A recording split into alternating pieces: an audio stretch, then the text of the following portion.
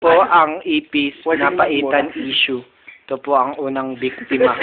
Release! Ganun. Napakabastos po ng nagluto ng Opo. wala po umiyak po.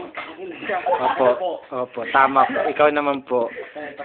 Kadiri naman yun, ang pangit ng lasa. Tama po. Ikaw naman po, ano po masasabi niyo? Ang pangit na basta masarap yung upo. Ikaw po. Ako po. Masasabi ko po, kabastusan po ang nangyari sa amin. At ito po namin humingi ng sustisya. Napakita ko lang po ang pruweba na may ipis talaga ang kinain namin. Ayan po, kitang-kita naman po. Po, kitang-kita po ang ipis. Ayan na po. Lumulutang pa po. Ayan.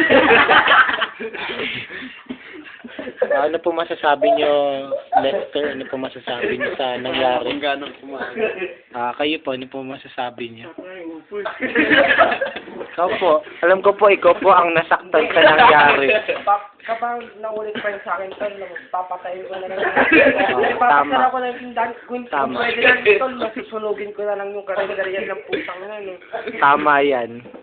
Sa pong malaking Baka mag-bloody kahihiyan tayo. ang nangyari sa amin. Mag-bloody tayo.